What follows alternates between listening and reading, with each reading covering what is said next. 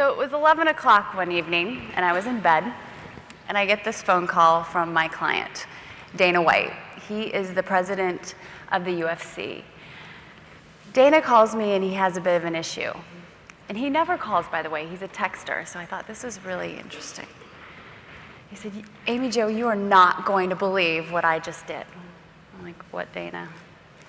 He said, I just tweeted my phone number to everyone, to more than 1 million people. You have to delete it right now. And I said, oh, Dana, that's not the way the interwebs work. We can't delete this. At this point, my mom even probably has your phone number. Oh, well, that's cute.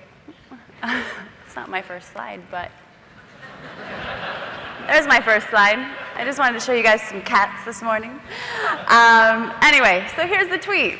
Here's the tweet.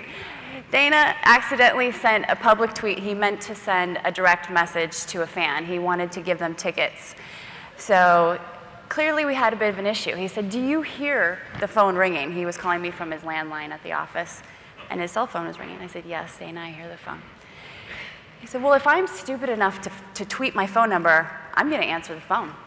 Good plan. Let's do that. So he proceeded to answer the phone and talk to fans. That's what they wanted. The next day, headlines were made, engagement levels spiked, and that's great. But Dana is a numbers guy and not an engagement numbers guy. He's a numbers guy.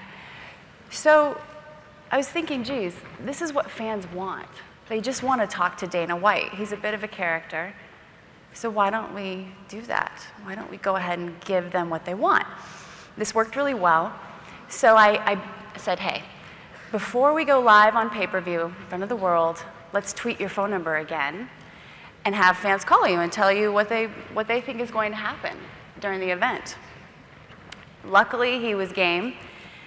And I literally took video from my iPhone, and this is what happened the first time we did this. We had a fan phone. So, every time before a fight, I always tweet the celebs and ask them what the picks are, and people get in here and start bitching, ask us, don't ask the celebrities. So, even better than that, what I want to do is, I want you to call me. I created a fan phone now. I want you to call me and tell me what your picks are. And I'm about to tweet the number right now. You know me. I like my flip phones. So this is the new fan phone right here. Oops, this tweet may contain personal information which may be posted on your public timeline. I want to do that when I gave out my number the other time. That's funny. Continue. Okay, what time is it now? 8:21. 8:22? Okay, sent at 8:22. Chris, where are you calling from? From LA? You calling from the UK? All right, what's your name? Greg, where are you calling from?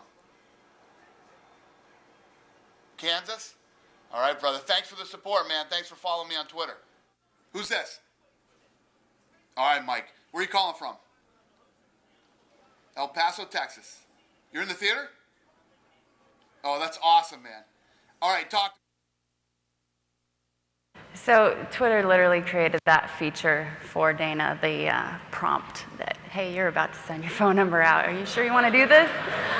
It came out after he did that the first time. So I asked Dana, just give me 5 minutes. Let's try this. Let's send out your phone number. We created a new phone number, by the way. Thank you, Google Voice. And it worked. All of a sudden, we actually did see tune-in during the prelims spike, and then, of course, that translates to pay-per-view buys. We also then took it to the next level and scaled it and brought a marketing partner and had them come in and sponsor the technology behind the phone.